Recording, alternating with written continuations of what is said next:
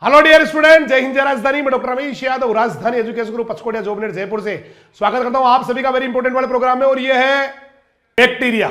अगला next topic है अपना बैक्टीरिया। और बैक्टीरिया जो होता है वो प्रोकैरियोटिक सेल है। कौन सेल है भाई? प्रोकैरियोटिक। बेटा आज पढ़ना है और कल से सेल्फ करनी है।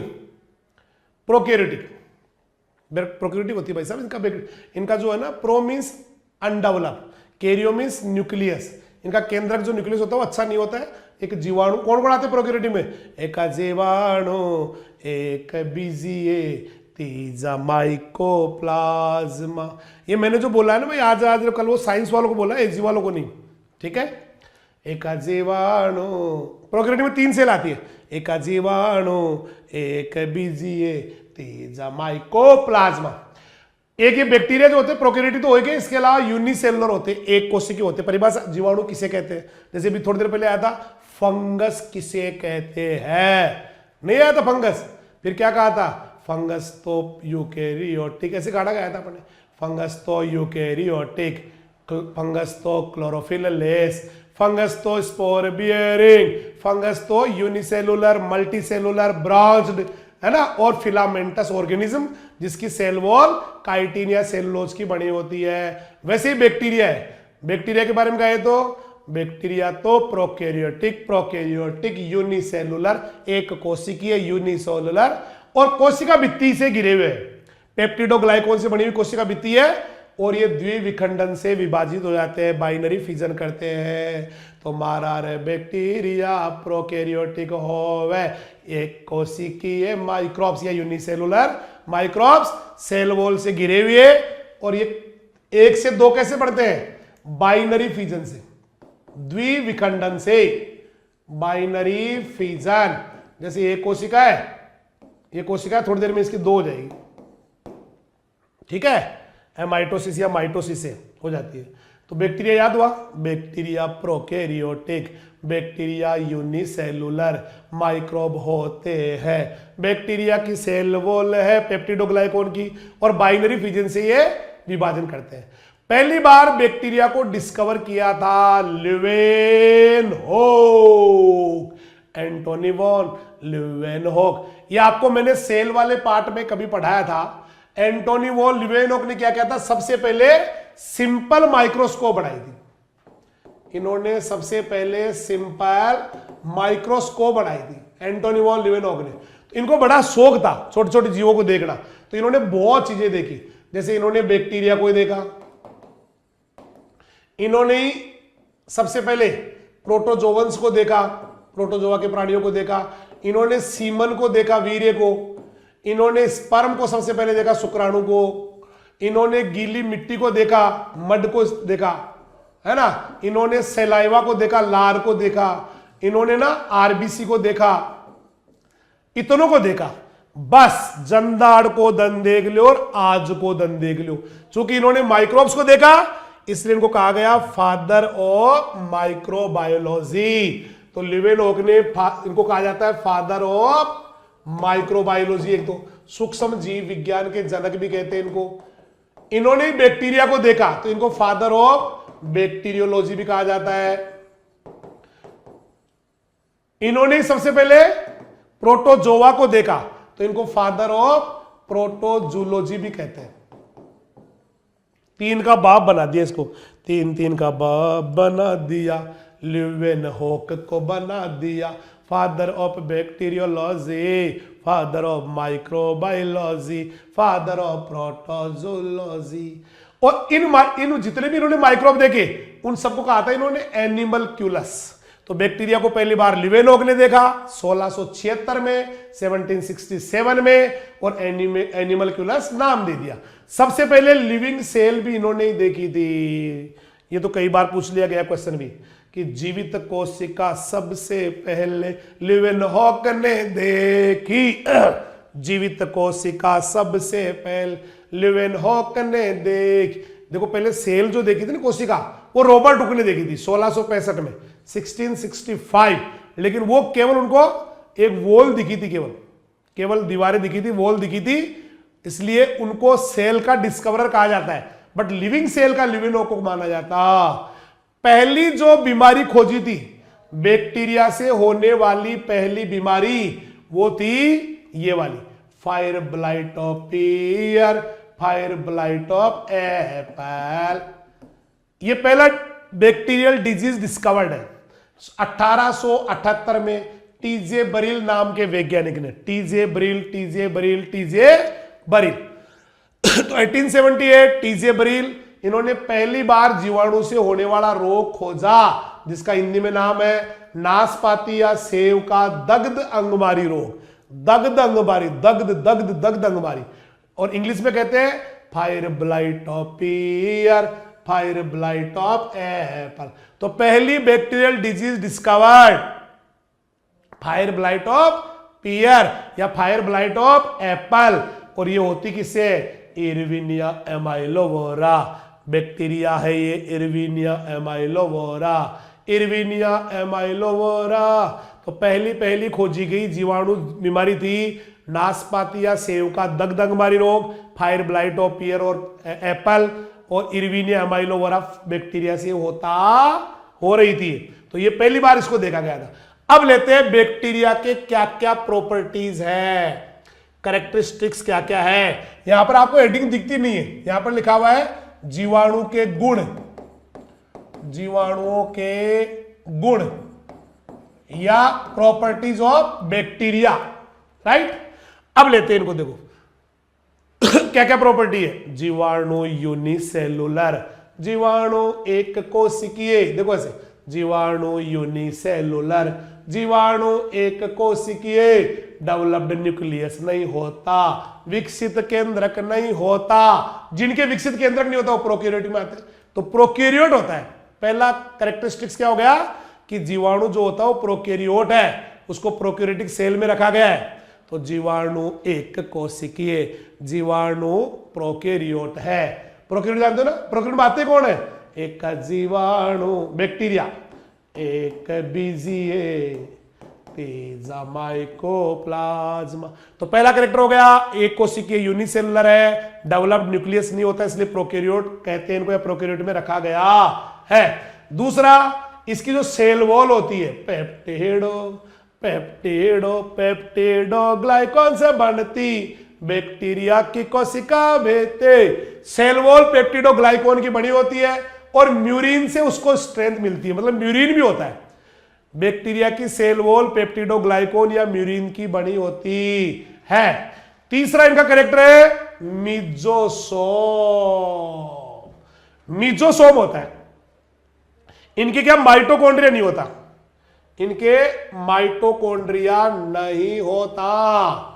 तो सारे बैक्टीरिया ना एक दिन इकट्ठे होकर चले गए प्रभु के पास, प्रभु है ना, सारे बैक्टीरिया ईश्वर के पास गए, बोला प्रभु हमारे तो आपने माइटोकॉन्ड्रिया ही नहीं दिया, हे ईश्वर माइटोकॉन्ड्रिया ही नहीं दिया मैं तो, इसलिए माइटोकॉन्ड्रिया के बिना कैसे जिए।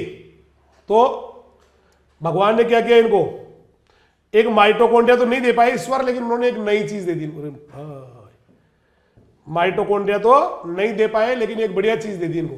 जैसे ये कोई मान लो बैक्टीरिया है ना, बाहर वाली कौन है, सारे सेल वॉल, अंदर वाली काली वाली कौन है, हालांकि थोड़ा सा ना कोने ऐसे मोड़ने चाहिए, ऐसे मोड़ने चाहिए, ऐसे ऐसे ना, ऐसे मोड़ने, ऐसे, ठीक है, ऐसे मोड़ने,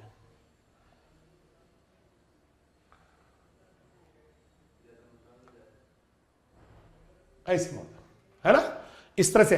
तो भगवान इनको माइटोकॉन्ड्रिया दिया नहीं, तो सारे बैक्टीरिया ना इकट्ठे होकर चले गए, प्रभु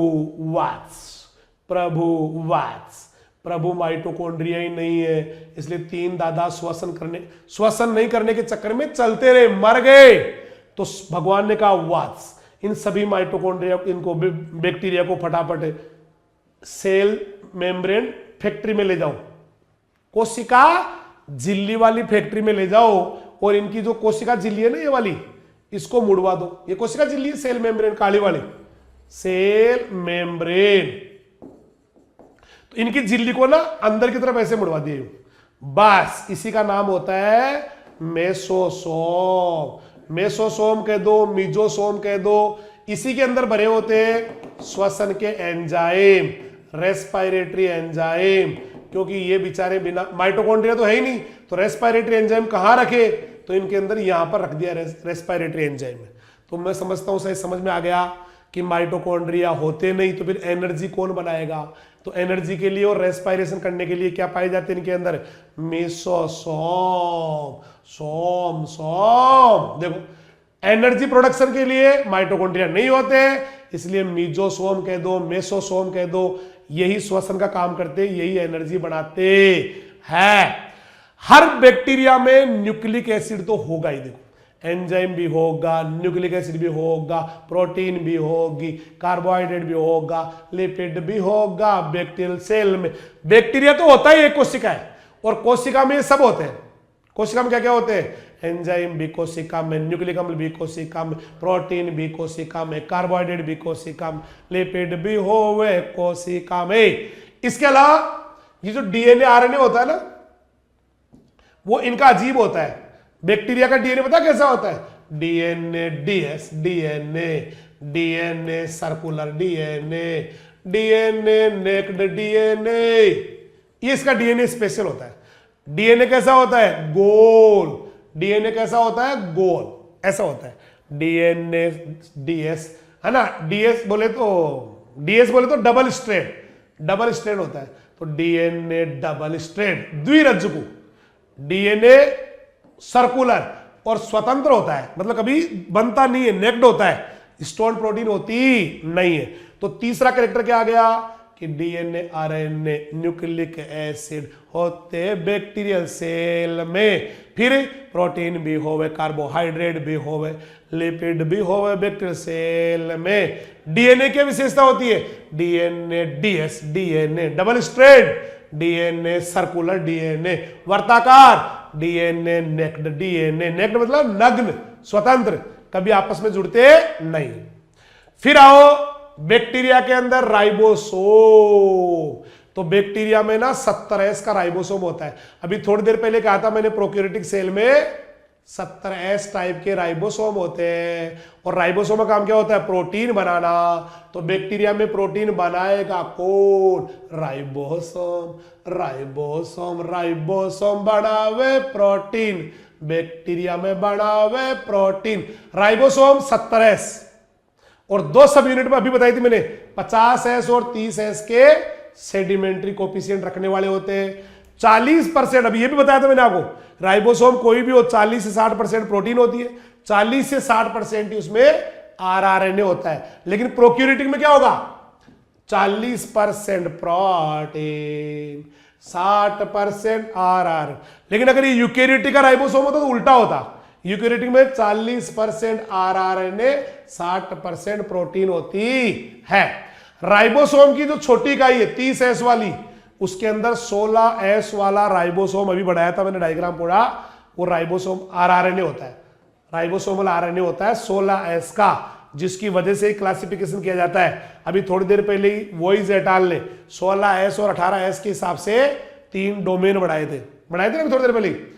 तो ये भी हो गया। मुझे लगता है सारे वर्ड जो है ना आपको बहुत अच्छे समझ में आ रहे हैं कि यूनिसेलुलर होता है, डेवलप्ड केंद्रक नहीं होता है, प्रोकैरियोटिक में रखा गया है, पेप्टिडोग्लाइकन की सेल वॉल म्यूरिन से ताकत मिलती है, माइटोकॉन्ड्रिया की जगह मिसोसोम होते हैं, बाकी प्रोटीन, ये सारी चीजें आपको पता है ही सेल के अंदर कि एंजाइम भी, न्यूक्लिक एसिड भी, प्रोटीन भी, कार्बोहाइड्रेट भी, लिपिड भी तो होते ही है। फिर उसके बाद डीएनए के बाद तो DNA DS, DNA circular DNA, ये आपका हो गया। उसके बाद राइबोसोम 70S के हो गए। 70S की सब यूनिट 50 और 30 बताई दिया आपको। अब बड़े किसके होते हैं, 40% प्रोटीन, 60% आरआरएनए। लेकिन यही अगर बैक्टीरिया के अलावा किसी आदमी का, पौधे का होता तो 40% आरआरएनए होता, 60% प्रोटीन होती। अब राइबोसोम की जो 30S वाली है उसका आरआरएनए 16S का है, तो फिर उसका 50 वाली का क्या है, उसका 23S और 5S अभी बताया था वो। और आजकल यही क्लासिफिकेशन काम है। कुछ बैक्टीरिया में डीएनए के अलावा एक एक्स्ट्रा क्रोमोसोमल डीएनए और होता है। कल ही पढ़ा था हमने, इसको वेक्टर कहते हैं, प्लाज्मिड कहते हैं, वेक्टर कहते हैं, प्लाज्मिड कहते हैं, बताया था कल ही प्लाज्मिड, जिसकी वजह से ये वाला ये वाला देखो। तो मेन जो बैक्टीरियल डीएनए, उसके अलावा भी एक्स्ट्रा क्रोमोसोमल डीएनए होते हैं, जिन्हों क्या कहा जाता है, प्लाज्मिड। कल इनके साथ क्या कर रहे थे हम, डिजायर्ड डीएनए जोड़ के रिकॉम्बिनेंट डीएनए बना रहे थे। तो कुछ बैक्टीरिया में क्या होता है, जेनेटिक डीएनए, जो जेनेटिक मटेरियल डीएनए हो, उसके अलावा भी कई वर्ताकार या सर्कुलर डीएनए और होते हैं जिन्हें प्लाज्मिड कहते हैं। ज्यादातर रोग करने वाले बैक्टीरिया होते हैं और रोग करने वालों कहते हैं ग्राम नेगेटिव। अभी थोड़ी देर में पढ़ेंगे इनको। रोग करने वाले कहलाते हैं ग्राम नेगेटिव और कुछ ग्राम पॉजिटिव भी रोग कर सकते हैं। ग्राम नेगेटिव के एग्जांपल है कलेवो बस स्टैंड पर, कलेवो बस स्टैंड पर, क्लेविबैक्टर, स्ट्रेप्टोमाइसिस और बेसिलस। अब लेते हैं जीवाणु कोशिका की आकारिकी। अगर आपको यहां से नहीं दिख रहा तो यहां पर लिखा हुआ है जीवाणु कोशिका की आकारिकी, जीवाणु सेल की आकारिकी या morphology of bacterial cell, morphology of bacterial cell पढ़ेंगे हम। अब बैक्टीरिया जो होता है बड़ा, ज्यादातर बैक्टीरिया जो होते हैं ज्यादा बड़े नहीं, रोड शेप होते हैं, छोटे से होते हैं, छोटे से, ठीक है, छोटे से हुआ छोटा सा। तो एक तो ज्यादातर बैक्टीरिया आपको ना ऐसे मिलेंगे, बोतल जैसे, ऐसे रोड शेप, ऐसे ऐसे मिलेंगे, रोड शेप है, छड़ की तरह। साइज क्या होती है? 2 से 25 माइक्रोमीटर लंबी। लंबाई बैक्टीरियल सेल की 2 से 25 माइक्रोमीटर, चौड़ाई आधा माइक्रोमीटर। 2 से 25 माइक्रोमीटर लंबा बैक्टीरिया सेल है, आधा माइक्रोमीटर चौड़ा। और अनेक आकार की आती है, शेप इनकी अलग अलग आती है। देखो मैं आपको दिखाता हूं बहुत सारी शेप। ये देखो ऐसे आती है, अलग आती है। अगर कभी आपको गोल गोल मिल जाए, गोल गोल ऐसा मिल जाए, दिख रहा डायग्राम में, तो ये तो इनको बोलते हैं, सारे साथ ही आ जाए ना, ये वाले। अगर कभी बैक्टीरिया आपको गोल गोल मिल जाए तो उसके लिए वर्ड आता है गोलाकार या कोकस, COCCUS, या फिर बहुवचन हो तो कोकाई। तो गोल होते हैं उनको, उनके लिए क्या वर्ड आता है? ऐसे गोल गोल होते हैं, गोल गोल गोल, कोकस गोल गोल गोल, कोकाई गोल गोल गोल, कोकस गोल गोल गोल, कोकाई गोल गोल गोल, कोकस, है ना। गोलाकार के लिए कोकस या कोकाई आता है, ठीक है बेटा। अभी और पढ़ेंगे इनके बारे में, भाई एक हो तो क्या बोलेंगे। इससे पहले अगर कभी ऐसा मिल जाए रोड शेप, छड़ाकार, है ना, और ज्यादातर ये रोग करने वाले यही होते हैं। अधिकांश जो रोग करने वाले हैं ना, रोग कारक, पैथोजेनिक, वो छड़ाकार ही होते हैं। रोग कारक बैक्टीरिया छड़ाकार ही होते हैं बेटा। ये कैसे है देखो, रोड शेप, है ना, बेसिलाई कहते हैं इनको, बेसिलाई, बेसिलाई रोड शेप्ड होते हैं, बेसिलाई, बेसिलाई रोड शेप्ड होते हैं, छड़ाकार होते हैं। जैसे तेरा जेंथोमोनास, इसका एग्जाम्पल है जेंथोमोनास। अभी थोड़ी देर पहले पढ़ रहे थे हम जेंथोमोनास सिट्राई, वो जेंथोमोनास एक्सोनोपटिस पेथोवार सिट्राई, वो छड़ाकार होते हैं। तो छड़ाकार के बारे में क्या है? Road shaped. इनको रोड शेप्ड कह दो, बेसिलाई कह दो, ज्यादातर बीमारी करने वाले यही होते हैं, रोग कारक यही होते हैं। और इसका एग्जाम्पल हो गया जेंथोमोनास। अगला पकड़ो, स्पाइरिलम, ये वाला सर्पिलाकार, इसको कहते हैं, यहां पे लिखा हुआ नीचे सर्पिलाकार कहते हैं हिंदी में, तो अंग्रेजी में कहते हैं स्पाइरलम, स्पाइरिलम। समझ में आ रहा है? स्पाइरिलम ये कैसे होते हैं? सर्पिल होते हैं, टियाऊ टियाऊ टियाऊ टियाऊ आते हैं। इसका एग्जाम्पल भी है स्पाइरिलम वोल्यूटान्स। इसका उदाहरण बताओ, स्पाइरिलम वोल्यूटान्स, सांप जैसा, स्पाइरलम वोल्यूटान्स, स्पाइरलम वोल्यूटान्स, सांप जैसा, स्पाइरलम वोल्यूटान्स, स्पाइरलम वोल्यूटान्स। एक होता है विब्रियो या कोमा, कोमा कोमा, टरडम टरडम कोमा, ये कोमा होता है। इसको बोलते हैं क्या है? या तो विब्रियो बोलते हैं, जैसे विब्रियो कोलेरी, कभी नाम सुना हो आपने, कोमा जैसा होता है उसको विब्रियो कोलेरी, जो हेजा करता है, हेजा हेजा हेजा हेजा। तो अगर कभी गोल हो तो गोल गोल गोल, कोकाई गोल गोल गोल, कोकस हो गया गोल गोल। इसका एग्जांपल बताओ, देखिए बहुत सारे एंगल पढ़ेंगे एक बार। फिर दूसरा अगर कभी ऐसा हो छड़ जैसा, रोड जैसा, तो रोड वाले क्या बोलेंगे? बेसिलाई। छड़ जैसे होते हैं जिसका एग्जाम्पल आ गया जेंतोमनास। फिर आ गया ऐसा सांप की तरह, वो सर्पिलाकार, तो स्पाइरिलम या सर्पिलाकार, स्पाइरिलम वोल्यूटान्स एग्जाम्पल हो गया। और कभी कोमा जैसा आ जाए, देखो ये कोमा जैसा लग रहा है, नहीं कोमा ही तो है, जैसे यूं करके कोमा ही, जैसे राम है ना, विब्रियो, ऐसे कोमा की तरह लगता है, तो कोमा जैसा आ जाए उसके लिए विब्रियो वर्ड आता है। जैसे विब्रियो कोलेरी हेज्जा करता है, हेज्जा हेज्जा। अब इसके टाइप पढ़ेंगे एक बार। ये कभी कभी क्या होता है, अकेला होता है, कभी कभी दो साथ होते हैं, तो इनका क्लासिफिकेशन और करने वाले हैं। ये देखो, ये मैंने सारा करा दिया यहाँ, ये वाला है ना, ये वाला, ये और है, ये और पढ़ेंगे बस। ये पढ़ते ही ना इसका स्ट्रक्चर मोर्फोलॉजी हो जाएगी। ठीक है, चलो तो इसको जो है ना अलग अलग पढ़ेंगे। सबसे पहले ये जो गोल थे ना जिनको आप कोकाई या कोकस कह रहे थे, अगर ये एक एक अलग अलग रहे तो उसको बोलते हैं माइक्रोकोकस। अलग अलग है गोल गोल बैक्टीरिया, अकेला रहता है, अलग अलग दूर दूर रहते हैं, तो माइक्रोकोकस। तो अलग अलग है सेल, माइक्रोकोकस है बैक्टीरिया, अलग अलग है सेल। माइक्रोकोकस सेपरेटली रहते हैं तो वर्ड आता है माइक्रोकोकस। अगर दो दो साथ रहते, देखो यार दो है, दो साथ है, दो साथ रहते तो फिर उसको बोलते हैं डिप्लोकोकस। अगर दो साथ रहे तो डिप्लोकोकस। अच्छा इसका उदाहरण बताओ, देखिए इसका तो यही उदाहरण है, माइक्रोकोकस स्पीसीज। इसकी स्पीसीज और लगा दो, डिप्लोकोकस निमोनी। किसने नाम सुना? निमोनी, निमोनिया करने वाला, डिप्लोकोकस निमोनी। ये डिप्लो दो दो होते साथ, दो दो साथ रहते हैं, डिप्लोकोकस कहते हैं। एक और दो साथ नहीं रहेगा, दो दो साथ होते हैं, एक ये रहा, दो साथ रहे, दो दो साथ रहते हैं, डिप्लोकोकस कहते हैं। जोड़े में ये तो रहते हैं, डिप्लोकोकस कहते हैं। एग्जाम्पल बताई थी आपको, डिप्लोकोकस निमोनी, ये डिप्लोकोकस निमोनी, डिप्लोकोकस निमोनी।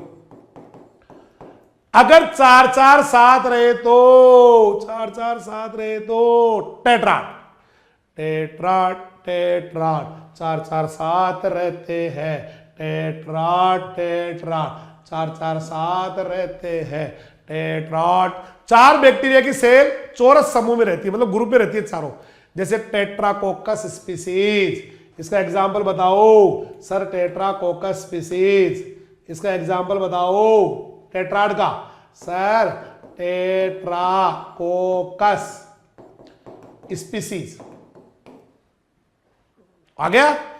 फिर कभी ना ऐसा हो जाए कि ऐसे 1 2 3 4, फिर उसके ऊपर और 1 2 3 4 ऐसे आ जाए, मतलब ऐसे 4 के ऊपर और 4 बढ़ जाए, जैसे नीचे 4 1 2 3 और 4, फिर इनके ऊपर और 4 1 2 3 4। जैसे अपन ईंटें नहीं लगाते, उसके पेड़ की ईंट लगानी है तो नीचे 1 2 3 4 ईंट लगा दी, फिर इनके ऊपर 4 ईंट और लगा दी, तो ऐसे 8 हो गए या फिर 64 हो गए, ऐसे कैसे ही है ना।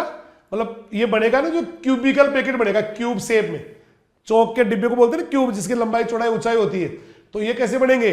क्यूबिकल पैकेट के टाइप के बनेंगे, क्यूब की तरह। कितनी सेल हो सकती है? 4 भी हो सकती है, नहीं 4 तो होगी तो टेट्राड होगा, सॉरी 8, 4 के ऊपर 4 आएगी तो 8 हो सकती है।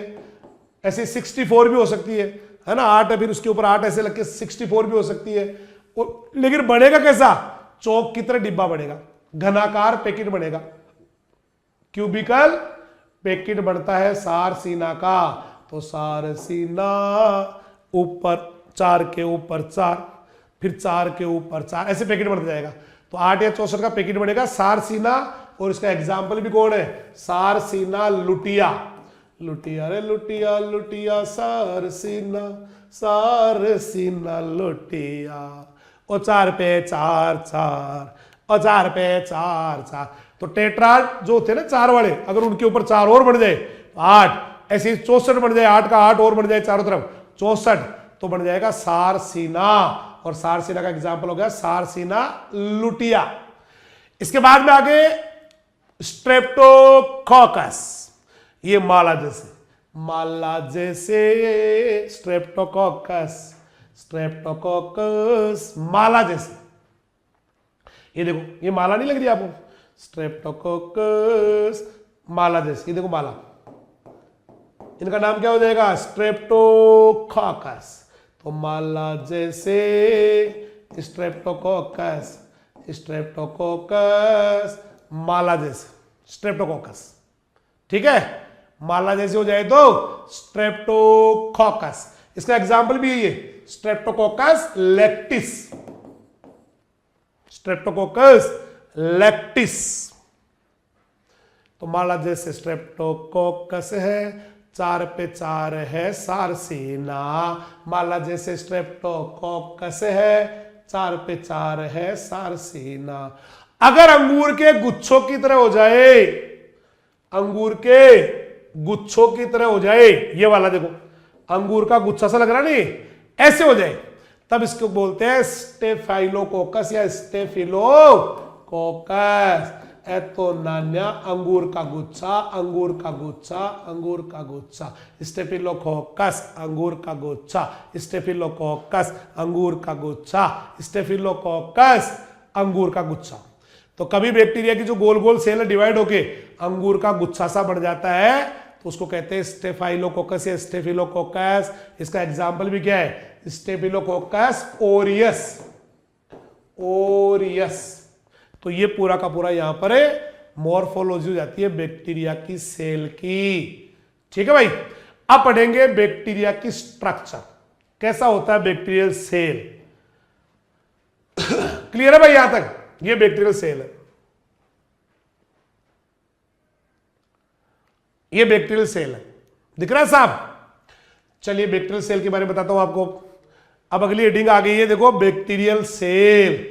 बैक्टीरियल सेल पे एक तो सेल वॉल होती है, हार्ड सेल वॉल होती है। कोई बताएगा हार्ड सेल वॉल किसकी बड़ी होती है? सर पेप्टिडोग्लाइकोन की बड़ी होती है। पेप्टिडो पेप्टिडो पेप्टिडोग्लाइकोन से बढ़ती बैक्टीरिया की कोशिका बेती, म्यूरिन से ताकत मिलती। एक तो ये हो गई।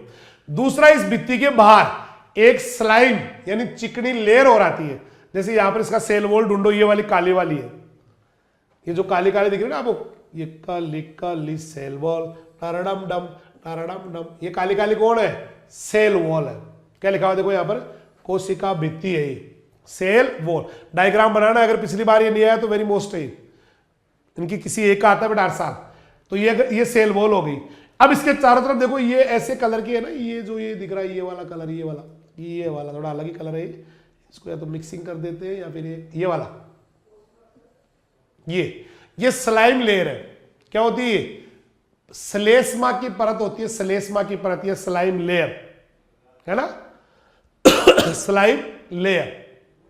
ये स्लाइम लेयर क्या होती है? पतली परत होती है और ये पूरा का पूरा इसको ढक लेती है चारों तरफ से।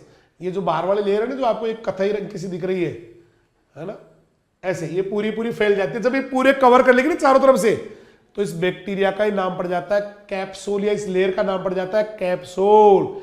तो सेल वॉल के बाहर स्लाइम लेयर होवे रे, स्लाइम लेयर होवे रे, बैक्टीरिया को ढक लेती। तो बाहर कौन मिली? स्लाइम लेयर, बोले तो श्लेष्मिक लेयर, हिंदी में कहे तो श्लेष्मा की परत, जो फूल के पूरे इसको ढक लेती है। और ढकते इसका नाम क्या पड़ गया? कैप्सूल। क्या नाम पड़ गया? कैप्सूल या संपुटिका। कई सारे बैक्टीरिया में देखो, ये एक पाइलिन प्रोटीन की पाइलाई पाई जाती है, दिख रहा है यहां पर, देखो आपकी बुक में देखो सही, यहां पे पाइलिन प्रोटीन से बनी हुई पाइलाई, पाइलाई, पाइलिन प्रोटीन की, पाइलिन प्रोटीन की पाइलाई होती। ये पाइलाई क्या करती है? अगर कोई लिक्विड है, अगर इसका जहां पर ये रह रहा है वहां पर तरल माध्यम है, लिक्विड है, तो वहां पर ये उसमें चिपकने में हेल्प करती है। इसके अलावा कभी दो बैक्टीरिया आपस में जुड़ते हैं, कंजुगेशन करते हैं, तो भी ये दो काम करती है। तो पाइलाई सतह से चिपकाई, पाइलाई कंजुगेशन करवाई, कंजुगेशन करवाई, सतह से चिपकाई, सतह से चिपकाई, पाइलाई कौन है? पाइलाई पाइलाई, सतह से चिपकाई, पाइलाई पाइलाई, है ना, लिक्विड में सतह से चिपका देती है, कंजुगेशन करवाई, ये करती है। अब बात करते हैं इसका जो जीनोम होता है, क्रोमोजोम, ये जो अंदर दिख रहा है ना क्रोमोजोम, ये जो ये है, ये संगठित नहीं होता, बिखरा बिखरा रहता है, क्योंकि इनमें स्टोन प्रोटीन नहीं होती है। हमारे तो क्या होता है, ये इकट्ठा हो जाता है बेटा पूरा पूरा, इसके इकट्ठा नहीं होता बेचारे के। तो इसका जो है ना जीवाणु कोशिकाओं में जो जीनोम होते हैं, गुणसूत्र, वो संगठित ऑर्गेनाइज्ड नहीं होता है ना, बस इसकी जगह क्या होता है एक, है ना, कभी ये जो है ना इस तरह से ये, या फिर कभी कभी वर्ताकार डीएनए होता है, नहीं। तो जीवाणु कोशिकाओं में जो जीनोम या गुणसूत्र होते हैं वो संगठित नहीं होता है, इसकी जगह क्या होता है, गोल गोल वर्ताकार लंबा डीएनए होता है, जिसको कहते हैं न्यूक्लियोइड। क्या कहते हैं? गोल गोल डीएनए को न्यूक्लियोइड। तो बढ़िया नहीं होता इसका क्रोमोसोम, जीनोम वगैरह बढ़िया नहीं होता है, केवल DNA, DNA, DNA circular DNA, DNA naked DNA, लंबे लंबे डीएनए होते हैं, जिनको क्या कहते हैं, इसका डीएनए कहलाता है क्या है? न्यूक्लियोइड। जीवाणु का डीएनए न्यूक्लियोइड, या जो एन गुणसूत्र वो न्यूक्लियोइड कहलाते हैं, या जीनोफोर कहलाते हैं। इसके अलावा जो क्या होता है इसके अंदर, जो को आप गौर से अंदर की साइड देखो जी, अंदर देखो एक पीली पीली सी एक झिल्ली है, इसकी कोशिका झिल्ली। मैं जो कलर कर रहा हूं वो नहीं है, थोड़े अलग कलर की, लेकिन ये कोशिका झिल्ली देखो अंदर आके यहां से ऐसे मुड़ गई है, दिख ही नहीं रहा होगा, ये तो दिख ही ना रहा होगा। ये काली के अंदर की साइड देखो,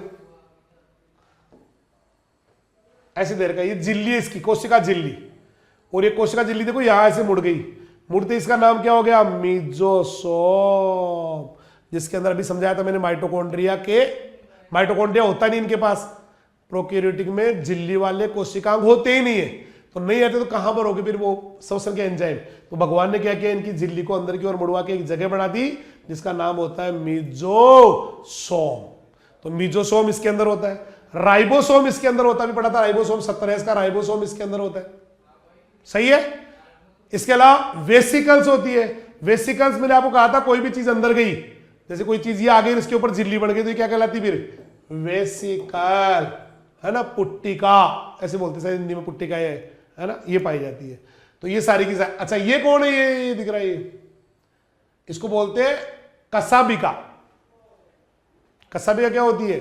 सीलिया, नहीं फ्लेजिला, फ्लेजिला बोलते हैं, सीलिया नहीं, ये फ्लेजिला है, फ्लेजिला है। अब इसके बारे में इसके हिसाब से क्लासिफिकेशन करने वाले हैं। फिर ये अंदर का साइटोप्लाज्म हो गया, प्लाज्मिड हो गया, आरएनए हो गया, ये सारे सेल वॉल हो गई, कैप्सूल कह ही देंगे जब ये पूरा कवर कर लेगा तो ये कैप्सूल बन जाएगा इसका। कौन कवर कर लेगी? वो म्यूकस लेयर। हो गई पूरी बातें या रह गई? बोलो रह गई यार हो गई? कमेंट करते रहो भाई, हो गई या रह गई? चलो 4 नंबर का चैप्टर का पढ़ाओगे भैया? पढ़ा देंगे, सारे पढ़ाने में लगे हुए हैं, है ना। ये कमेंट कर रहे हैं 4 का कब पढ़ाओगे? 4 का पढ़ाने में थे, लेकिन मुझे लगा 6 नंबर का इसको पहले करा देते, वो भी कराएंगे, चिंता मत कर, छोड़ देंगे नहीं। अगला टॉपिक चल रहा भाई, अब लेते हैं जीवाणु कोशिका के अंग, एक एक को पढ़ेंगे। सबसे पहले नंबर 1 पे यहां हेडिंग डली हुई है, फ्लेजिला या कसाबिका। ये क्या दिख नहीं रही कलर, पता नहीं क्यों नहीं दिख रहा इसमें। कसाबिका हेडिंग है यहाँ, इंग्लिश में डला हुआ है फ्लेजिला, इसको पढ़ने वाले हैं, फ्लेजिला को पढ़ने वाले हैं। तो अब देखो इसमें फ्लेजिला क्या होती है, एक तो गति करने के लिए चाहिए, बाल सा होता है ये, इसको चलाने के लिए चाहिए, ठीक है। तो बैक्टीरियल सेल क्या होती है? गतिशील होती है, मोटाइल होती है। बैक्टीरियल सेल क्या होती है? चलने वाली होती है, एक जगह दूसरे जाती है। और ये गति कौन कराती है? एक महीन धागे जैसी या तंतु जैसी रचना होती है, जिसकी वजह से ये इधर से उधर चला जाता है, और इसको कहते हैं फ्लेजिला, फ्लेजिला कहते हैं। फ्लेजिला किससे बढ़ती है? बहुत इंपॉर्टेंट क्वेश्चन है। फ्लेजिलीन प्रोटीन से, फ्लेजिलीन प्रोटीन से प्रोकैरियोट्स की फ्लेजिला बनती है। प्रोकैरियोट्स की फ्लेजिला, प्रोकैरियोट में 3 आते हैं, जीवाणु, माइकोप्लाज्मा और बीजीए। इनके अगर किसी के है फ्लेजिला, नहीं है तो कोई बात नहीं, जिनके है तो फ्लेजिलीन प्रोटीन से ही बढ़ती। कई बैक्टीरिया में नहीं भी होती है, एट्राइकस भी होते हैं।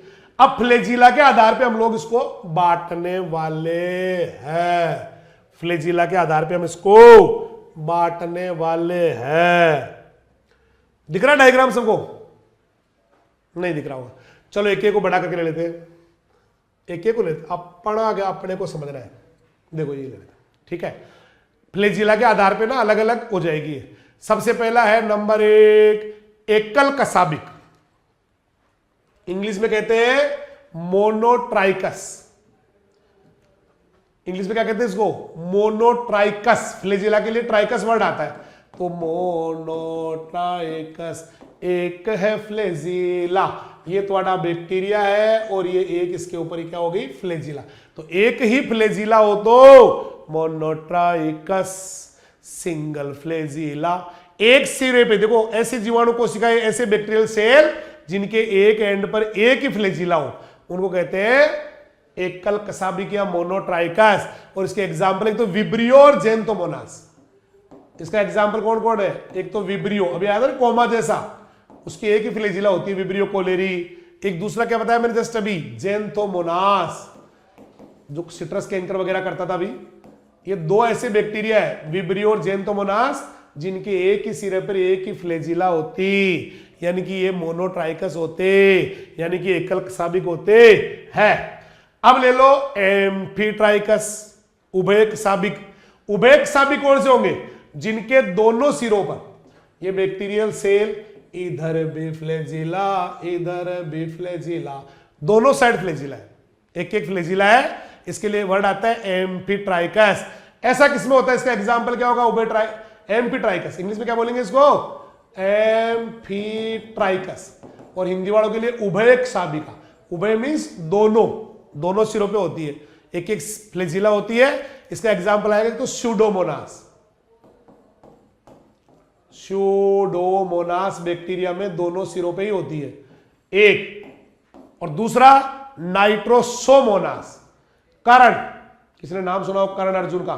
तो नाइट्रोसोमोनास के भी ऐसे होता है, दोनों सिरे पे एक एक फ्लैजिला होती है। तीसरा ग्रुप पढ़ते हैं नंबर 3, एकल गुच्छ क्षाबिक। एकल गुच्छ क्षाबिक कहते हैं सिफेलोट्राइकस। सिफेलोट्राइकस, इसके एक सिरे पे बहुत सारी होती है। इंग्लिश में क्या बोलते हैं इसको? सिफेलोट्राइकस, एक सिरे पे गुच्छा। सिफेलोट्राइकस, एक सिरे पे गुच्छा। सिफेलोट्राइकस, एक सिरे पे गुच्छा। तो जब एक सिरे पे पूरा गुच्छा आ जाए तो एकल गुच्छ क्षाबिक या सिफेलोट्राइकस। समझ में आया? इसका एग्जाम्पल है स्यूडोमोनास फ्लोरेसेंस। स्यूडोमोनास, ये भी भाई साहब कई फंजाई और बैक्टीरिया को मारने काम में लेते हैं। स्यूडोमोनास फ्लोरेसेंस क्या काम आता है? कई सारे फंजाई को और बैक्टीरिया को कंट्रोल करने में काम में लेते हैं। दूसरा माइकोबैक्टीरियम, दूसरा एग्जाम्पल है माइकोबैक्टीरियम ट्यूबरकुलोसिस। किसी ने नाम सुना हो तो, जिससे टीबी होती है, उसके भी एक ही एंड पे बहुत सारा बड़ा गुच्छा होता है ना, पूरा लंप या ग्रुप होता है। अब लेते हैं लोफोट्राइकस। लोफोट्राइकस, दोनों सिरों पे गुच्छा होवे, लोफोट्राइकस उसको केवे। लोफोट्राइकस, दोनों सिरों पे गुच्छा, लोफोट्राइकस। द्विगुच्छ क्षाबिक, इसको बोलते हैं लोफोट्राइकस। लोफोट्राइकस, लोफो, दोनों सिरों पे गुच्छा। लोफो, दोनों सिरों पे गुच्छा। दोनों सिरों पे गुच्छा हो तो लोफोट्राइकस। एग्जाम्पल बताओ इसका? एक तो स्पाइरिलम। स्पाइरिलम वोलुटास, अभी थोड़ी देर पहले आया था, जो होता ना सर्पिलाकार था, स्पाइरिलम। दूसरा आ गया साल्मोनेला टाइफी, जिससे टाइफाइड होता है, इसी का एग्जाम्पल है। 30, बस दो ही है, जिसके दोनों सिरों पे गुच्छे, लोपोट्राइकस होते हैं, द्विगुच्छाभिक होते हैं, स्पाइरिलम और साल्मोनेला उसके एग्जाम्पल होते हैं। अब आ जाओ जिसके चारों तरफ ही फ्लेजिला ही फ्लेजिला हो, चारों तरफ है फ्लेजिला, चारों तरफ है फ्लेजिला, पेरिट्राइकस होता है, इसको बोला जाता है पेरी ट्राइकस या परिरोमी, परिरोमी कहते हैं। ठीक है, इसका एग्जाम्पल है इरविनिया, अभी थोड़ी देर पहले आया था, इरविनिया एमाइलोवोरा जिससे फायर ब्लाइट हो रही थी अभी, इरविनिया जिसे फायर ब्लाइट ऑफ पियर हो रही थी या फायर ब्लाइट ऑफ एप्पल हो रही थी, पहली बैक्टीरियल डिस्कवर्ड डिजीज थी वो। और दूसरा नंबर 2 इश्चरेसिया इकोलाई, इश्चेरेसिया। अब आ जाओ जिसके हो ही नहीं, जिसके नहीं फ्लेजिला, एट्राइकस होता है, जिसके नहीं फ्लेजिला, एट्राइकस होता है, जिसके नहीं फ्लेजिला, एट्राइकस होता है। एग्जाम्पल है माइक्रोकोकस, एग्जाम्पल है माइक्रोकोकस, एट्राइकस होता है, बिना फ्लेजिला का बैक्टीरिया एक्टसाबिक होता है। हो गया। अब लेते हैं नया, पहला पार्ट पूरा हो गया इसके फ्लेजिला के बारे में। ये पूरी जानकारी मैंने आपको दे दी है कि जो बैक्टीरिया होते हैं वो बगड़े वाले होते हैं, गतिशील होते हैं, धागे जैसी रचनाएं पाई जाती है, महीन तंतु फ्लेजिला कहलाती है, फ्लेजिलिन प्रोटीन की बनी होती है, कईयों में होती है कईयों में नहीं होती है। इसके आधार पे ये सारा क्लासिफिकेशन हो गया है ना, ये पूरा समझा दिया मैंने आपको। अब चलेगा ये वाला सेल वॉल, बोलना न बोल, सेल है वॉल, बोलना न बोल, सेल है वॉल। अगला कौन आ गया? Cell wall. यहां पे 2 नंबर हेडिंग डली हुई है, कोशिका भेदे स्वाहा, इंग्लिश में लिखा हुआ है सेल वॉल स्वाहा, ये लगा। कोशिका भित्ति है, क्या बात कर रहे हो? हाँ, कोशिका भित्ति। और कोशिका भित्ति तो आपको मस्त आती है पहले से ही, आपको, आप तो बादशाह है सेल वॉल के, तो क्योंकि आपको ज्यादातर बात तो पहले से आती है या नहीं आती है। देखो सेल वॉल, कोशिका भित्ति बढ़ती है पेप्टिडोग्लाइकोन और ब्यूरिन, पेप्टिडोग्लाइकोन से बनती बैक्टीरिया की कोशिका रहते, म्यूरिन से ताकत मिलती, बैक्टीरिया की कोशिका भित्ति होती क्यों है किसी प्लांट सेल पे जो वॉल या भित्ति होती है, उसका काम है सेल को दृढ़ता, मजबूती देना, उसको शेप देना, ये होती है, उसको बचाना, ये काम है इसके। बैक्टीरियल सेल वॉल या कोई भी सेल वॉल, उसका काम क्या होता है? हार्डनेस देती है, शेप बनाए रखती है, और बाहर की चोटों से भी, यांत्रिक और केमिकल आघातों से भी बचाती है। तो बैक्टीरिया की सेल वॉल के 3 काम बताओ रे बाबा। बैक्टीरिया की सेल वॉल दृढ़ता देती, बैक्टीरिया की कोशिका भित्ति आकृति देती, यांत्रिक आघातों से बच्चा भी देती, रासायनिक आघातों से बच्चा भी देती, इंग्लिश में बोले तो हार्डनेस भी देती, शेप भी देती, है ना, मैकेनिकल इंजरी से बचाती, केमिकल इंजरी से बचाती, मैकेनिकल इंजरी से बचाती। अब एक वैज्ञानिक आते हैं H.C. ग्राम। कौन आते हैं? H.C. ग्राम। इन्होंने इसको कलर किया था सेल वॉल को, और उसके हिसाब से इनको 2 ग्रुप बना दिए। कौन कौन से 2 ग्रुप? ग्राम पॉजिटिव और ग्राम नेगेटिव। 2 ग्रुप बना दिए, ग्राम पॉजिटिव और ग्राम नेगेटिव और ग्राम पॉजिटिव। ठीक है भाई। अब एक एक को लेते हैं। सबसे पहले इनमें अंतर क्या होता है? एग्जाम में अंतर आ सकता है, डिफरेंस आ सकता है, तो एक को याद कर लेते हैं, एक को याद कर लेते हैं, फिर दूसरा तो ऑटोमेटिक बढ़ जाता है। देखो मैं एक ही दिखाता हूं पहले आपको, इसको याद कर लेते हैं बस। ग्राम पॉजिटिव को याद कर लो, उसका उल्टा नेगेटिव हो जाएगा, उसका उल्टा नेगेटिव हो जाएगा। देखो ऐसे याद करते हैं, मोटे भित्ति पॉजिटिवा की या सिंगल लेयर पॉजिटिवा की, पेप्टिडोग्लाइकोन पेप्टिडोग्लाइकॉन ज्यादा है, टिकोइक अम्ल प्रेजेंट है, लिपिड तो बिल्कुल कम है, बीमारी बिल्कुल कम है। ओ या मोटिविटी पॉजिटिव की या सिंगल लेयर पॉजिटिव की, पेप्टिडोग्लाइकॉन ज्यादा है, टिकोइक अम्ल प्रेजेंट है, लिपिड तो बिल्कुल कम है, बीमारी बिल्कुल कम है। ओ या मोटिविटी पॉजिटिव की या सिंगल लेयर पॉजिटिव की, पेप्टिडोग्लाइकॉन ज्यादा है, टिकोइक अम्ल प्रेजेंट है, लिपिड तो बिल्कुल कम है, बीमारी बिल्कुल कम है।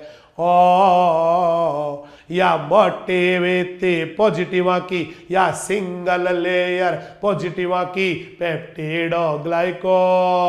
पेप्टिडोग्लाइकॉन ज्यादा है, टिकोइक अम्ल प्रेजेंट है, लिपिड तो बिल्कुल कम है, बीमारी बिल्कुल कम है। ओ अब इसके एग्जाम्पल भी बहुत इजी याद करना। कलेवो बस स्टैंड पर, इसको याद करने की ट्रिक क्या है? कलेवो बस स्टैंड पर, कलेवो जानो हमारे मारवाड़ी में ना कलेवो कहवे है सुबह के खाने को, लंच को बोलते हैं, लंच को, लंच कलेवो। और ये हो गया बस बेसिलस, और ये हो गया स्टैंड। तो इसकी ट्रिक बना रखी बच्चों ने, कलेवो बस स्टैंड पर, बस स्टैंड पे बैठ के कलेवो कर लो बस, तो पॉजिटिव हो गया आदमी, है ना। कलेवो बोले तो क्लेविबैक्टर, बस बोले तो बेसिलस, स्टैंड बोले तो स्ट्रेप्टोमाइसिस। हो गया। अब इसका उल्टा कर दो, वो पॉजिटिव हो जाएंगे, वो नेगेटिव हो जाएंगे। देखो जैसे आपने कहा या मोटिविटी पॉजिटिव की, तो यहां क्या हो जाएगा? या पतली बीती नेगेटिव की। फिर आपने कहा सिंगल लेयर पॉजिटिव की, तो डबल लेयर नेगेटिव की। फिर आपने कहा पेप्टिडोग्लाइकॉन ज्यादा है, तो यहां पर क्या हो जाएगा?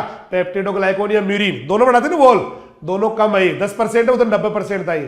फिर आपने कहा था टिकोइक अम्ल प्रेजेंट है, तो यहां कह दो टिकोइक अम्ल एब्सेंट है। आपने कहा था लिपिड तो बिल्कुल कम है, तो यहां लिपिड तो बिल्कुल ज्यादा है।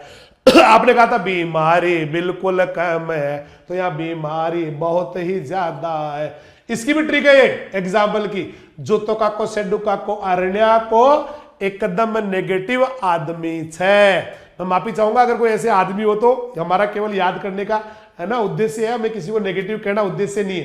तो जूतो का को सेडू का को, ए जूतो का को सेडू का को अरण्या को एकदम नेगेटिव आदमी है। जूतो का को सेडू का को अरण्या को एकदम नेगेटिव आदमी है। और जूतो का को सेडू का को अरण्या को एकदम नेगेटिव आदमी है, एकदम निगेटिव आदमी से, यानी कि निगेटिव के एग्जाम्पल है। जूतो का को सेडू का को अरण्या को एकदम नेगेटिव आदमी है। जूतो का को सेडू का को अरण्या को एकदम नेगेटिव आदमी है। जूतो का को सेडू का को अरण्या को एकदम नेगेटिव आदमी है। ये जूतो का को सेडू का को अरण्या को एकदम नेगेटिव आदमी है। जूतो का को सेडू को अरण्या को एकदम नेगेटिव आदमी छे। इसका मतलब नेगेटिव में कौन आ गए? जूतो का को जेंतोमोनास, सेडू का को स्यूडोमोनास, अरण्या को इरविनिया। तीनों एग्जाम्पल हो गए नेगेटिव के, बीमारी करने वालों के, समझ में आगो के। आग्यो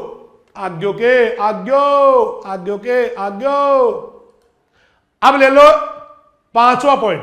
आप बैक्टीरियल सेल पढ़ रहे हैं, पूरी सेल की हेडिंग लिखनी थी आपको ही। अब है 5वां न्यूक्लिक एसिड।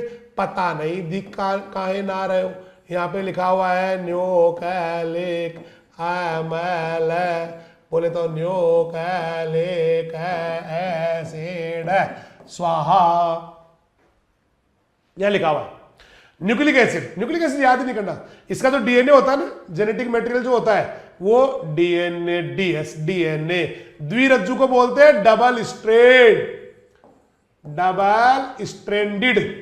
तो बैक्टीरिया का डीएनए कैसा होता है? DNA DS, DNA circular, DNA गोल होता है। और डीएनए नेक्ड, डीएनए नेक्ड क्यों कहते हैं? क्योंकि इनमें स्टोन प्रोटीन होती नहीं है।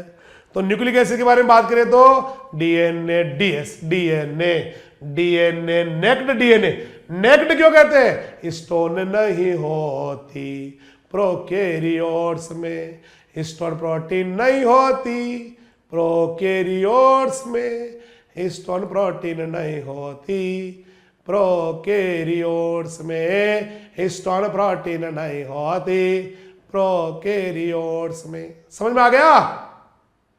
चलो आगे बढ़ जाओ। आ रहा है भाई, आ रहा, मुझे पता सबको आ रहा है। ऊपर वाला ना सबको अच्छा करवाएगा, ठीक है? आ रहा पक्का? चलो, तो एक तो जेनेटिक मटेरियल डीएस, डीएनए होता है, स्टोन प्रोटीन होती नहीं है, केंद्रक झिल्ली से आबंध नहीं होता। वैसे भी प्रोकैरियोट है, न्यूक्लियर मेम्ब्रेन तो वैसे भी नहीं आएगी इनके। प्रोटीन बनाने के लिए आरएनए भी होता है, वो तो हो गई। आरएनए तो होगा ही, राइबोसोम और आरएनए तो है ही नहीं है, नहीं है, आरएनए तो हो गई, ठीक है? चलो भाई साहब, अब लेते हैं प्लाज्मिड के बारे में। कुछ बैक्टीरिया में छठा हेडिंग आ गई, plasmid extra chromosomal DNA, plasmid extra chromosomal DNA. Plasmid होता है इनके अंदर, कल ही बताया था, आज भी बता रहा हूं, प्लाज्मिड होता है बेटा। कुछ बैक्टीरिया में क्या होता है? जो मेन क्रोमोसोमल डीएनए होता है, मुख्य गुणसूत्रीय डीएनए होता है, इसके अलावा एक या ज्यादा सर्कुलर गोल डीएस डीएनए अणु भी होते हैं, जिन्हें प्लाज्मिड कहते हैं। और इन प्लाज्मिड में कल ही बात था एंटीबायोटिक वो पाए जाते हैं, जीन। कल ही आपने प्लाज्मिड बढ़ाए थे, ऐसे कल बढ़ाए थे, पीबीआर 322। उसके ऊपर क्या था? यहां पर था tet R, tetracycline resistant gene. इधर था एएमपीआर, किसी को याद हो तो, एएमपीआर एम्पिसिलिन रेजिस्टेंट जीन। तो इनके अंदर क्या मिलते हैं बेटा? एंटीबायोटिक, यानी कि दो एंटीबायोटिक, टेट्रासाइक्लिन के लिए, एम्पिसिलिन के लिए एंटीबायोटिक जीन होते हैं, इनसे लड़ने की ताकत होती है। प्लाज्मिड में आपको कई बार दिखा चुका हूं, और देख लो, ये तुम्हारी बैक्टीरिया सेल का मेन क्रोमोसोम है। ये देखो अलग से गोल गोल, ये एक या ज्यादा प्लाज्मिड होते हैं। प्लाज्मिड के ऊपर एंटीबायोटिक जीन होते हैं, ये गोल गोल होते हैं, डीएस होते हैं। अब आ गया लास्ट इसका वो कोशिकांग, जिसका नाम है मीजोसोम। अभी थोड़ी देर पहले कहा था इनके वो नहीं होता, माइटोकॉन्ड्रिया नहीं होता। बैक्टीरियल सेल में ये सेल वॉल आ गई और ये सेल मेम्ब्रेन, तो माइटोकॉन्ड्रिया इसलिए अंदर से यूं मुड़वा देते, इसको यूं मुड़वा दिया, इसमें बढ़ती है श्वसन के एंजाइम, इसी को कहते हैं मीजोसोम। इनफोल्डिंग है, अंदर की ओर फोल्डिंग है, ये मीजोसोम कहते हैं। तो बैक्टीरियल सेल में देखो कोशिका झिल्ली होती है ना, सेल मेम्ब्रेन, वो इनफोल्डिंग कर लेती है, अंदर की ओर वलित हो जाती है, और वायुकोष यानी कि वेसिकुलर की तरह स्ट्रक्चर बन जाती है, ऐसे हवा भरी गुब्बारे की तरह स्ट्रक्चर बन जाती है, जिसको मीजोसोम कहते हैं। मीजोसोम माइटोकॉन्ड्रिया का काम करते हैं। इनके विचारों के माइटोकॉन्ड्रिया होवे ना है, तो माइटोकॉन्ड्रिया की जगह ऊपर वाले ने क्या लगा दिया? मीजोसोम। अंदर क्या लगा दिया? मीजोसोम। करेक्ट चल रहा है? सही। अब ये मीजोसोम ही ऊर्जा पैदा करते हैं। साथ ही और क्या होता है, और क्या काम करते हैं इसके? देखो मीजोसोम के फंक्शन बहुत इंपॉर्टेंट है ना, रेस्पायरेशन या एनर्जी प्रोडक्शन एक। दूसरा, सेल डिवीजन जब होगा ना, तो सेप्टा भी यही बनाएंगे, पट बनवा दो ये मीजोसोम से। और डीएनए को रेप्लिकेशन करना, डीएनए से डीएनए बन रहा है तो भी यही हेल्प करेंगे। तो रेस्पायरेशन भी कराते, एनर्जी भी ये बढ़ाते, सेप्टा भी तो ये बढ़ाते, डीएनए रेप्लिकेशन कराते, डीएनए रेप्लिकेशन कराते। ऐसे तेरे मीजोसोम, ऐसे रहे तेरे मीजोसोम। अब पढ़ेंगे हम इसका क्लासिफिकेशन। क्लासिफिकेशन में ज्यादा लफड़ा जपड़ा नहीं है, छोटा सा इसका वही एक बार आपको ध्यान हो तो बर्गीज मैनुअल ऑफ, नहीं पहले नहीं, अभी नहीं आएगा, अभी आएगा। एक वैज्ञानिक थे डीएच बर्गीज या डीएच बर्गी। डीएच बर्गी का एक बुक छप के आता है 1929 में, 1929 में आता है। इसका नाम था Bergey's manual of determinative bacteriology. Bergey's manual of determinative bacteriology. इसका जब फर्स्ट एडिशन निकलता है पहली बार 1923 में, तब इसके अंदर इसका वो छपा था क्लासिफिकेशन। इसके बाद इसको 1984 में इसको बदल दिया गया, इसका नाम ही। पहले नाम था Bergey's manual of determinative bacteriology और 84 में इसका नाम बदल दिया, बर्गीज मैनुअल ऑफ सिस्टमेटिक बैक्टीरियोलॉजी कर दिया गया। पहले तो बर्गीज मैनुअल ऑफ डिटर्मिनेटिव बैक्टीरियोलॉजी, बाद में 84 में हो गई है बर्गीज मैनुअल ऑफ सिस्टमेटिक बैक्टीरियोलॉजी। आज पूरी दुनिया में यही एक रेफरेंस बुक है जो बैक्टीरिया को सही तरीके से क्लासिफाइड करती है। फिर आपको याद तो वॉइज ने 3 डोमेन बनाए थे, याद है किसी को? वॉइज ने 3 डोमेन बनाए थे। ये वॉइज एटाल अभी थोड़ी देर पहले आया था फंगस में भी, उसने 3 बनाए थे, 3 बनाए थे। लेकिन वो 3 किसके लिए बनाए थे? उसमें यूकेरिया भी आ गया था, यूकेरियोटी 3 नहीं बनाए थे। एक आर्किया था, एक तो आर्किया था 3 में, आर्किया, एक बैक्टीरिया था और एक था यूकेरिया। तो यूकेरिया यूकेरियोटिक का है, तो प्रोकैरियोटिक के कितने रह गए? 2 रह गए। तो यही तो कहना चाहता हूं, प्रोकैरियोटिक के लिए इसने क्या बनाए थे? 2 डोमेन बनाए थे। और यूकेरिया किसके लिए था? वो तो यूकेरियोटिक के लिए था। तो अगर ये कहे कितने बनाए तब तो 3 बनाए थे, लेकिन प्रोकैरियोटिक के लिए कितने बनाए थे? प्रोकैरियोटिक 2 हो गए, आर्किया और बैक्टीरिया। आर्किया और बैक्टीरिया बनाए तो 3 थे। मेरी बात समझ में आ रही है क्या? बनाए तो 3 थे, लेकिन एक तो यूकेरियोटिक के लिए, तो प्रोकैरियोटिक में 2 ही बच गए ना, आर्किया और बैक्टीरिया, आर्किया और बैक्टीरिया, है ना? ऐसे बनाए थे। 2004 में ये जो बर्गीज मैनुअल ऑफ सिस्टमेटिक बैक्टीरियोलॉजी आई थी, इसका दूसरा एडिशन आया था। दूसरा एडिशन, पहला कब आया था? पहला तो ये 1923 में छप गई थी, लेकिन ये पुराने नाम से छपी थी। और 84 में इसका नया नाम आ गया था, Bergey's manual of systematic bacteriology. तो बर्गीज मैनुअल ऑफ सिस्टमेटिक बैक्टीरियोलॉजी के नाम से पहला एडिशन 84 में आया था इस नाम से। तो और दूसरा कब आया? फिर 2004 में आया था। और इसके अंदर जो डोमेन बैक्टीरिया है, जिसमें बैक्टीरिया को रखा गया है, आर्किया और बैक्टीरिया 2 ही थे ना, उसमें 24 तो बढ़ा दिए फाइला, है ना? 24 फाइला में सब डिवाइड कर दिया उनको, और 32 से ज्यादा जीवाणु जीनस इसमें डाल दिए गए या अब तक खोज लिए गए जो कोई ना कोई रोग करते हैं। तो ज्यादा कुछ है नहीं, मैं एक बार रिपीट कर दूं। पहले बर्गीज मैनुअल ऑफ डिटर्मिनेटिव बैक्टीरियोलॉजी आती है 1923 में, 1923 में। फिर 84 में उसका नाम बदल दिया गया, बर्गीज मैनुअल ऑफ सिस्टमेटिक बैक्टीरियोलॉजी आ जाती है। आज पूरी दुनिया में वही चलती है।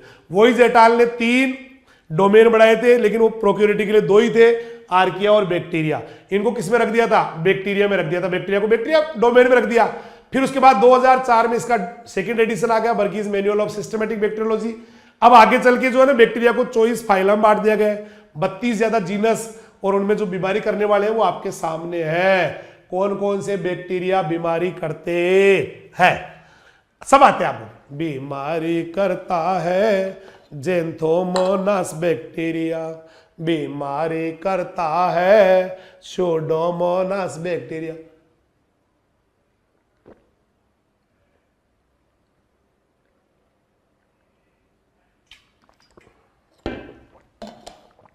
बीमारी करता है ज़ैंथोमोनास बैक्टीरिया, बीमारी करता है स्यूडोमोनास रास्टोनिया, बीमारी करता है इरविनिया बैक्टीरिया, बीमारी करता है क्लेविबैक्टर बैक्टीरिया, बीमारी करता है स्ट्रेप्टोमाइसिस एग्रोबैक्टीरियम।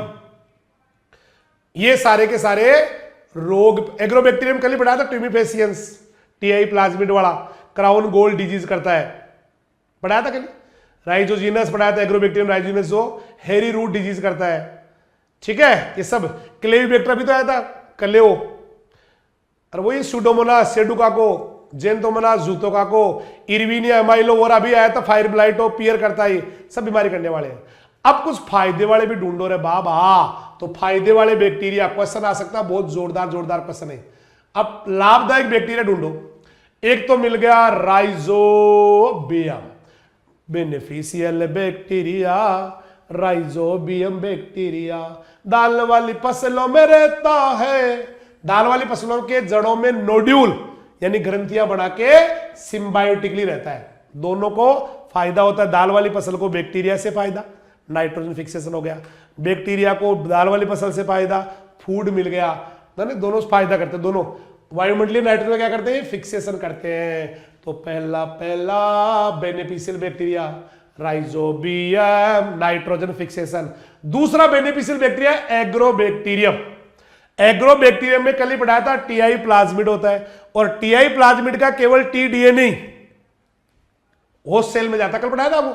तो ये भी आजकल इसको खूब ज्यादा जीन स्थानांतरण में या जीन ट्रांसफर में काम में लेते हैं, इसलिए इसको कहा जाता है जेनेटिक इंजीनियरिंग, या में जेनेटिक मटेरियल को ट्रांसफर करता है, इसलिए आजकल क्या कहते हैं इसको कहते हैं नेचर्स जेनेटिक इंजीनियर। कल ही पढ़ाया था भाई साहब। तो दो बेनिफिशियल बैक्टीरिया का नाम बताओ। एक तो तेरा राइजोबियम, दाल वाली फसलों की जड़ों में नोड्यूल बना कर रहता है, करता नाइट्रोजन फिक्सेशन, कबीरा करता नाइट्रोजन फिक्सेशन। दूजा तेरा एग्रोबैक्टीरियम, करता जीन ट्रांसफर, इसीलिए तो एग्रोबैक्टीरियम नेचर्स जेनेटिक इंजीनियर, कबीरा नेचर जेनेटिक इंजीनियर। अब आ गया फाइटो बैक्टीरिया, तो पूरा हो गया बापो, बैक्टीरिया तो पूरा हो गया बाप। अब आ गया फाइटोप्लाज्मा। फाइटोप्लाज्मा प्रोक्यूरिटिक में आता बेटा। एक जापान के वैज्ञानिक थे डोई एटा, इन्होंने पहली बार ये बताया था कि माइकोप्लाज्मा यूनिसेलुलर माइक्रोब है और पौधों में रोग करता है। तो पहली बार बताया माइकोप्लाज्मा के बारे में, यूनिसेलुलर और डिजीज करता, किसने बताया, डोई। तो डोई तमाशा डोई, माइकोप्लाज्मा करता रोग, डोई तमाशा डोई, माइकोप्लाज्मा यूनिसेलुलर। तो 1967 में जापानी वैज्ञानिक डोई और उसके साथ वाले बताया था कि माइकोप्लाज्मा जैसे कुछ एक कोशिकीय सूक्ष्म जीव होते हैं जो रोग करते हैं, और इन्होंने कहा था एमएलओ मल्यो। ये स्क्रीन बंद होगी कसम जी, कमेंट वाली। एमएलओ मल्यो, एमएलओ जानते हो, माइकोप्लाज्मा लाइक ऑर्गेनिज्म। एक्चुअली जो एमएलओ होता है वो प्लांट्स में डिजीज करता है। एक और होता है PPLO, pleuro pneumonia like organism, पपलियो कहते हैं उसको, वो एनिमल्स में करता है। वो किस में करता है, एनिमल्स में। तो पहली बार डोई ने इनको देखा, डोई ने इनको कहा कि ये बीमारियां करने वाले यूनिसेलुलर ऑर्गेनिज्म है। डोई ने इनका नाम दिया एमएलओ मल्यो, माइकोप्लाज्मा जैसा जीव, माइकोप्लाज्मा के समान जीव। लाइक मीन्स क्या होता है, के समान। अब होता क्या है देखो, ये एक तो नॉन हेलिकल होते हैं, नॉन हेलिकल, और जितने भी नॉन हेलिकल माइकोप्लाज्मा है ना, उनको कहा गया फाइटोप्लाज्मा। पौधों में रोग करते थे, नॉन हेलिकल थे, इनके लिए वर्ड यूज किया गया 1994 में। नॉन हेलिकल जितने भी होते, हेलिकल के लिए नहीं, जो मुड़े हुए होते उनके लिए नहीं, कुंडलित के लिए नहीं, अकुंडलित के लिए नाम यूज किया गया एमएलओ और एमएल जो अकुंडलित एमएलओ है, माइकोप्लाज्मा लाइक ऑर्गेनिज्म, उनको कहने लग गए फाइटोप्लाज्मा। अब लेते इसकी डेफिनेशन। यहां पर लिखा हुआ है मेरे परिभाषा, यहां पर लिखा हुआ है परिभाषा, डेफिनेशन। तो माइकोप्लाज्मा डेफिनेशन क्या हो देखो, फ्लोएम में रहते हैं, कीटों में रहते हैं, फ्लोएम में रहते हैं, कीटों में रहते हैं, बिना सेल वॉल के होते हैं माइकोप्लाज्मा, बिना सेल वॉल के होते हैं माइकोप्लाज्मा, यूनिसेलुलर एक कोशिकीय, नॉन हेलिकल, मुड़े हुए नहीं होते ना, नॉन हेलिकल अकुंडलित होते, उन्हीं को कहते हैं इन्होंने फाइटोप्लाज्मा। तो फ्लोएम और कीटों में रहने वाले होवे। देखो माइकोप्लाज्मा डेफिनेशन क्या होती है, प्लांट में तो कहाँ रहते हैं, प्लांट के तो फ्लोएम में रहते हैं और इंसेक्ट्स में रहते हैं। इनके वॉल नहीं होती, सेल वॉल नहीं होती। बहुत इंपॉर्टेंट क्वेश्चन है। बिना सेल वॉल के होते हैं, यूनिसेलुलर होते हैं, एक ही कोशिका होती है माइकोप्लाज्मा। नॉन हेलिकल को इन्होंने फाइटोप्लाज्मा कहा, तो नॉन हेलिकल होते ज्यादातर ये, और माइक्रोब होते हैं, बस इन्हीं को फाइटोप्लाज्मा कहा जाता है। तो फाइटोप्लाज्मा फ्लोएम में, कीटों में, वॉल बिना वॉल के, या unicellular, non helical, prokaryotic. Prokaryote होते, प्रोकैरियोट में आते हैं एक जीवाणु, एक बीजीए, तीसरा माइकोप्लाज्मा, इन्हीं को फाइटोप्लाज्मा कहा जाता है। फाइटोप्लाज्मा की साइज की बात करूं मैं, याद करना भाई साहब डेफिनेशन सबकी। तो फाइटोप्लाज्मा का जो डायमीटर होता है, व्यास, वो 200 से 800 नैनोमीटर होता है। 200 से 800 नैनोमीटर। तो फाइटोप्लाज्मा सेल का डायमीटर, सेल क्या है तो वैसे सेल ही होता है, फाइटोप्लाज्मा हो गया 200 से 800 नैनोमीटर होता है। फाइटोप्लाज्मा जो होते हैं वो बहुरूपी होते हैं, रूप बदलते रहते हैं। कभी ये लंबे होते हैं, कभी ये छोटे होते हैं, किसी में लंबे किसी में छोटे, ऐसे रूप बदलते रहते हैं। फाइटोप्लाज्मा बहुरूपी हो गए ना, प्लियोमॉर्फिक। 3 वॉल भले ही नहीं हो, सेल वॉल तो नहीं होती, लेकिन मेम्ब्रेन की 3 लेयर होती है। सेल वॉल नहीं होती, मेम्ब्रेन की 3 लेयर। ऐसे तेरे फाइटोप्लाज्मा, ऐसे तेरे फाइटोप्लाज्मा। तो फ्लोएम में रहने वाले, कीटों में रहने वाले, बिना वॉल वाले, यूनिसेलुलर है, नॉन हेलिकल है, प्रोकैरियोटिक होते फाइटोप्लाज्मा। डायमीटर 200 से 800 नैनोमीटर का, प्लियोमॉर्फिक या बहुरूपी होते हैं। कोशिका झिल्ली की 3 लेयर है, कोशिका झिल्ली के 3 बाकी कॉमन है, बाकी सब होता है इनके बाद। देखो चूंकि ये प्रोकैरियोटिक है, प्रोकैरियोटिक में डीएनए हमेशा डीएस होता है, DNA DS, DNA circular, DNA naked DNA, prokaryotic में सब में से होता है। तो डीएस डीएनए होता है, आरएनए होता है, और चूंकि प्रोकैरियोटिक है तो 17 का राइबोसोम भी होता है। ये इसका डायग्राम है, डायग्राम है छोटा सा, आता आपको सबको? नहीं आता? बढ़ाओ, 2 आधी मिनट में बनाना डायग्राम। चलो मैं भी आपके साथ साथ बना रहा हूं। ये एक लेयर आ गई, 3 लेयर बनानी, 1 लेयर,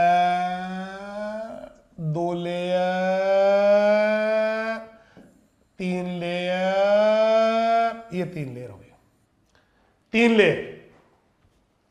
ठीक है, इसके बाद में ये डीएनए इसका, तो ये ऐसे करके ऐसे करके ऐसे करके डीएनए बना देंगे, ऐसे।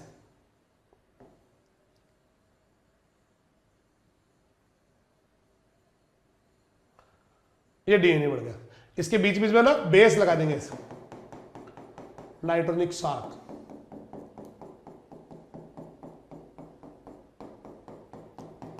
ठीक है, ऐसे ऐसे किया, आरएनए लिख दिया उसको, है ना, आरएनए। और ये हो गई आपकी 3 लेयर वाली, कौन है 3 लेयर हो, वो आपकी सेल मेम्ब्रेन हो गई, 3 लेयर, सेल मेम्ब्रेन 3 लेयर्ड होती है। ये आपका डीएनए हो गया, जो बनाया था अभी, ये डीएनए हो गया। राइबोसोम हो गया 17 का, बोन गया डायग्राम। इतना सेवस और क्या, ये कोई गोल गोल सी, ये और बना दो, ये ऐसे कोई पड़े होते, ये राइबोसोम हो गए 17 वाले, है ना। ये राइबोसोम बना दिए ऐसे खूब सारे। और ये कौन है, ये आरएनए, ऐसे करके ये आरएनए, ऐसे आरएनए बना दिया, बन गया, देखो बन गया, फाइटोप्लाज्मा बन गया। फाइटोप्लाज्मा बनाना जरूरी है, मूसा पेरिडिसिका।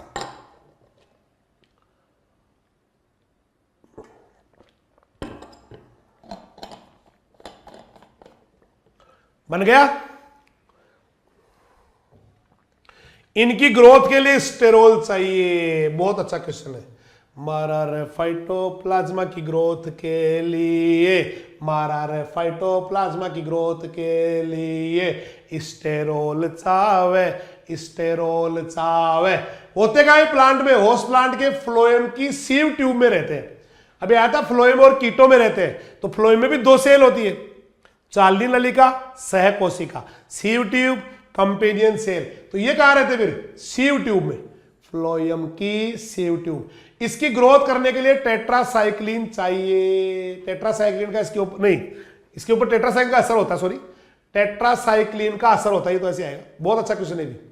टेट्रासाइक्लिन से मर जाते, टेट्रासाइक्लिन का असर होवे। टेट्रासाइक्लिन कौन है? एंटीबायोटिक। तो टेट्रासाइक्लिन था ना, टेटार पढ़ रहे थे अपन पीबीआर 322 में। तो टेटार से तो मर जाएगा, टेट्रासाइक्लिन से तो मर जाएगा, असर होता है। लेकिन पेनिसिलिन से नहीं होता है इसके ऊपर। तो पेनिसिलिन का असर नहीं, टेट्रासाइक्लिन का होता असर। ये ओब्लिगेट पैरासाइट है, केवल लिविंग सेल में ही रहते हैं, इसलिए कभी भी आप इसको लेब के अंदर ग्रो नहीं कर सकते, पहले बात हो चुकी है। इसके लिए एक नया जीनस हो रहा है, candidates phytoplasma. Candidates phytoplasma, short में लिखते हैं सीए फाइटोप्लाज्मा। कैंडिडेटस का क्या लिख देते हैं शॉर्ट के अंदर? सीए। ये लिखा दो, सीए फाइटोप्लाज्मा, शॉर्ट में कह देते हैं। अब लेते हैं इसका क्लासिफिकेशन। तो डोमेन इसका बैक्टीरिया ही है। 3 डोमेन बढ़ाए थे वो एटाल ने, याद है किसी को? 3 बढ़ाए थे। तो इसमें बैक्टीरिया में रखा गया इसको। इसका संघ या फाइलम होता है फर्मिक्यूट्स। तो domain bacteria, domain bacteria, phylum firmicutes, class mollicutes. Class क्या बेटा? मोलिक्यूट्स। अब लेते हैं फाइटोप्लाज्मा कौन कौन सी बीमारी करते हैं। बहुत ही जबरदस्त क्वेश्चन है। फाइटोप्लाज्मा देखो 1000 प्लांट्स की जो स्पीसीज है उनमें रोग करते हैं, 1000 के अंदर, है ना। लेकिन मेन रोग ये है, ये तो अभी याद कर लेना, वेरी मोस्ट है, कि फाइटोप्लाज्मा से होने वाली 2-3 बीमारियों के नाम। तो फाइटोप्लाज्मा लिख दो, little leaf of brinjal, sesamum phyllody, grassy shoot disease of sugar cane, grassy shoot disease of sugar cane. तो फाइटोप्लाज्मा से होने वाली 3 बीमारियों का नाम बताओ। Little leaf of brinjal, sesamum phyllody, grassy shoot of sugar cane. Little leaf of brinjal, sesamum phyllody, grassy shoot of sugar cane. Very most, very very most, तगड़ा most. चलो ये आपका फाइटोप्लाज्मा भी पूरा हो गया बापू। विदा लेता हूं, तब तक के लिए सभी को नमस्कार, जय हिंद, जय राजधानी, सत श्री अकाल, सब्बा खैर, वाहे गुरु दी फतेह, खुदा हाफिज, अल्लाह हाफिज।